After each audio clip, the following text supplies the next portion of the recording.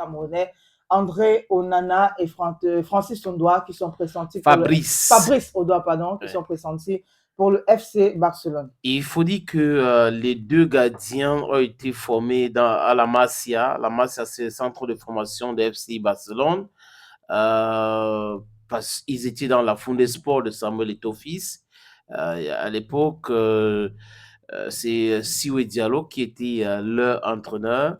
Et j'ai discuté une fois avec Siwe qui me disait que non, c'est des gamins qui appelaient eux-mêmes pour rejoindre la fondation, pour montrer s'ils sont motivés, s'ils veulent vraiment et tout. Ben, il y avait aussi des compétitions pour dénicher les talents. André Onana lui-même, dans une de ses sorties, avait dit que c'était lors d'un talent search du côté des Yaoundé que on l'avait recruté dans la Fondé Sport. Donc, ils ont fait le déplacement, ils ont joué Montaigu, beaucoup de compétitions. Ils ont fait le tour du monde. Et après, ils se sont installés à la Masia. Et en 2015, pour Andrew Onana, il est parti de la Masia pour Ajax d'Amsterdam. Et Fabrice aussi est parti. 2 ans après, pour Fabrice, il a gagné la CAN avec le Cameroun au Gabon. André Onana qui n'a pas voulu être convoqué parce qu'il n'a pas voulu être remplaçant, ce qu'il voulait dire enfin. Il ne voulait pas être remplaçant lors de cette CAN qui s'est jouée au Gabon. Bref, le FC Barcelone est entré en contact avec André Onana selon certaines informations pour pouvoir le convaincre depuis longtemps, en 2020 par exemple, pour convaincre André Onana de rentrer à la maison. Mais bon, les offres financières que le FC Barcelone avait faites à Ajax Amsterdam, ce n'était pas très intéressant. Et aujourd'hui, la valeur marchande d'André Onana est au top après son passage à l'Inter de Milan. Il faut dire qu'il a eu des problèmes.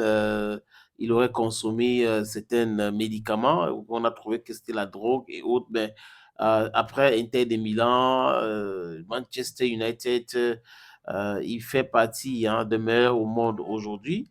Et Dieu sait ça.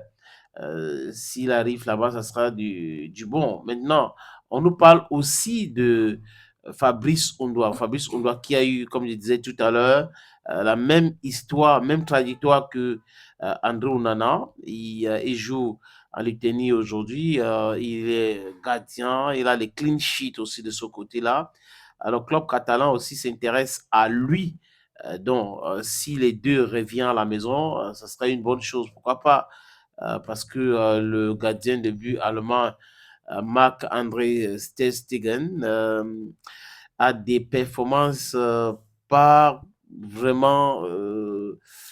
Il a des contre-performances aujourd'hui.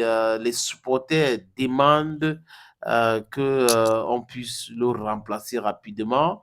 L'autre jour contre Villarreal, il était absent parce que blessé au niveau du genou, gravement blessé. Et actuellement, on veut le remplacer. Donc, on va voir s'il faut attendre le mercato ou il y aura un deal ou un deal est possible pour que ces deux gardiens-là, il y a Navas aussi, hein, ils ne sont pas que trois. Il y a André Onana, il y a Fabrice Ondoa, il y a Navas qui pourraient rejoindre comme ça les Blaugrana, bleus et rouges.